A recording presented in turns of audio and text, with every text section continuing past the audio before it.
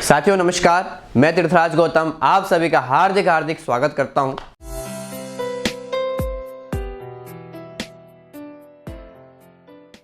साथियों पिछले वीडियो में हमने बात करी थी कि हर व्यक्ति का ध्येय होना चाहिए। यदि ध्येय नहीं है तो हम दूसरों के ध्येय के लिए काम कर रहे होते हैं। तो साथियों हमने ध्येय तो तैयार कर लिया, लेकिन उसके बाद एक प्रॉब्लम और आती है। केवल ध्येय अर्थात लक्ष्य बनने से ही हम सक्सेस नहीं होते। लक्ष्य में आप जैसे हजारों लोग लक्ष्य बनाते हैं, लेकिन शिखर तक कुछ ही लोग पहुंच पाते हैं। कारण क्या है? उसके बीच में एक चीज और बाधा बनती है जो बड़े से बड़े और दृढ़वान व्यक्ति को भी नीचे गिरा सकती है। उसका नाम है वेइंग मशीन। मतलब आप बोलेंगे वेइंग मशीन इसमें कैसे बाधा बन सकती है? सर वो बीच में आके थोड़ी खड़ी हो जाएगी। साथियों इसी विषय में एक आपको कहानी सुनाना चाहूंगा, उससे आपको स्पष्ट हो जाएगा कि वेइंग मशीन आपके लक्ष्य में कैसे बाधा बनती है। जैसे एक जॉन नाम का व्यक्ति था, उसको दिल्ली से चेन्नई के लिए फ्लाइट पकड़ना था और जिसका टाइम था 2:20 पे। वो दिल्ली में रहता था और आपको पता है दिल्ली में कितनी ट्रैफिक है। तो वो व्यक्ति सोचता है कि ये ट्रैफिक है, कहीं मैं लेट ना हो जाऊं, तो इसलिए वो व्यक्ति थोड़ा जल्दी निकलता है। और जब जल्दी निकलता है तो वहां जाके टाइम देखता है 2 घंटे पहले पहुंच गया। अब 2 घंटे पहले मान लीजिए, अनुमान करिए आप अगर कहीं जा रहे हो और 2 घंटे पहले पहुंच जाएं तो क्या करेंगे? कमेंट करके बताइए अभी, क्या वीडियो को पॉज करके, कि अगर आप 2 घंटे पहले कहीं पर पहुंच जाएं तो आप क्या करेंगे? बिल्कुल आप सही कह रहे हैं। कोई कह रहा है मैं मोबाइल चलाऊंगा, कोई कह रहा है मैं घूमूंगा, कोई कह रहे हैं मैं फोन में बात करूंगा। अलग अलग सबके दृष्टिकोण है। क्या मैं सही कह रहा हूं? बिल्कुल आप लोग, कई सारे लोग कमेंट कर भी चुके हैं। तो बात यहां पर आती है कि इसी प्रकार से कोई ना कोई कुछ ना कुछ जो करता रहता है उस समय को व्यतीत करने के लिए। इसी प्रकार से वो जॉन नाम का व्यक्ति क्या करता है, वो देखता है दाएं बाएं, उसको एक वेइंग मशीन दिखती है, अर्थात वजन तोलने वाली, भविष्य बताने वाली। तो सोचता है चलो टाइम तो है ही, थोड़ा टाइम पास किया जाए इसके साथ। वो वहां जाता है, एक कॉइन निकालता है और उसमें रखता है, हेडफोन लगाता है और हेडफोन लगाने पर वो वेइंग मशीन उसका वजन बताती है। आपका वजन है 60 किलो, आपका नाम है जॉन और आप दिल्ली से चेन्नई की फ्लाइट पकड़ने वाले हैं और उसका टाइम है 2:20। वो सोचता है अरे भाई इतनी सारी जानकारी उसको कैसे मिल गई, किसने बताया? पक्का कोई ना कोई है। तो मशीन के आगे पीछे जाके देखता है कोई दिख तो नहीं रहा, लेकिन पक्का कुछ ना कुछ गड़बड़ तो जरूर है। तब वो क्या करता है, वो थोड़ी देर बाद जाता है उधर बाहर और वहां जाके चश्मा वगैरह लेके आता है, चश्मा पहनता है, टोपी पहनता है और फिर आके खड़ा होता है और कॉइन फिर उसमें डालता है और उसमें फिर से वही बात आती है। और वो क्या कहता है मशीन, सर आपका नाम अभी भी जॉन है और आप दिल्ली से चेन्नई की फ्लाइट पकड़ रहे हैं और सर आपका वजन अभी भी 60 किलो ही है।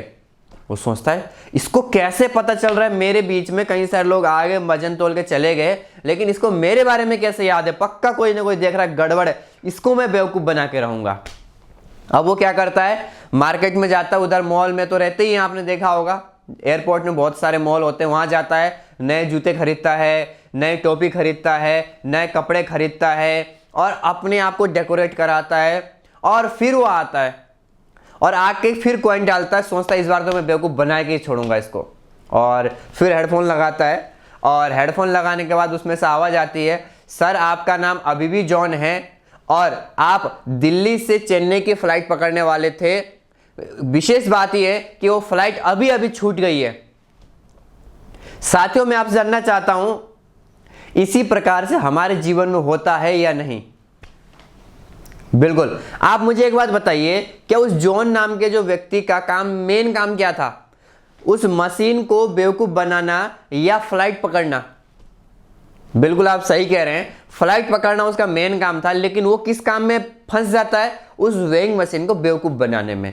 इसी प्रकार से आपने, हमने मिलकर अपने अपने लिए, अपने लाइफ में सक्सेस होने के लिए बहुत सारे गोल डिसाइड करे और गोल डिसाइड करने के बाद हम रास्ते में चल रहे हैं और वहां पहुंचने वाले होते हैं, तब तक हमें कुछ और चीज मिल जाती है। जैसे किसी व्यक्ति ने सोचा कि मैं डॉक्टर बनना चाहता हूं और डॉक्टर बनने के लिए चलने लगा, पढ़ने लगा, MBBS करने लगा और देखता है इसमें तो खर्चा बहुत है और बहुत ही समस्याएं, इसमें पढ़ना बहुत पड़ रहा है, आंखें दर्द हो रही हैं, रातों की नींद गायब हो रही है। तब तक वो देखता है, कोई सेमिनार में जाता है और देखता है एक व्यक्ति है, माइक पकड़ रहा है और बिल्कुल दमदार तरीके से स्पीच दे रहा है, सब उसका जय जयकार कर रहे हैं, सम्मान दे रहे हैं, उसको उठा रहे हैं और बस 1 घंटे बोल रहा है और 1 घंटे बोलने का लाखों रुपए और कोई टेंशन नहीं। सोचता है डॉक्टरी छोड़ो, अब मैं बनता हूं एक मोटिवेशनल स्पीकर। अब वो आता है उस काम को छोड़कर मोटिवेशनल स्पीकर बनने के लिए। और यहां पर भी क्या होता है, यहां पर भी मेहनत करनी पड़ती है, क्योंकि बिना काम करे, बिना आप अपनी लाइफ में सक्सेस हुए वहां तो आप पहुंच नहीं सकते।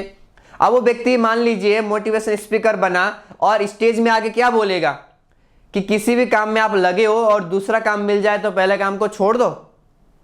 क्योंकि वो व्यक्ति खुद छोड़ के डॉक्टर बन रहा था, छोड़ के वो दूसरा काम करने गया, तो क्या लगता है वो यहां किस मुंह से बोल पाएगा कि ये काम करो।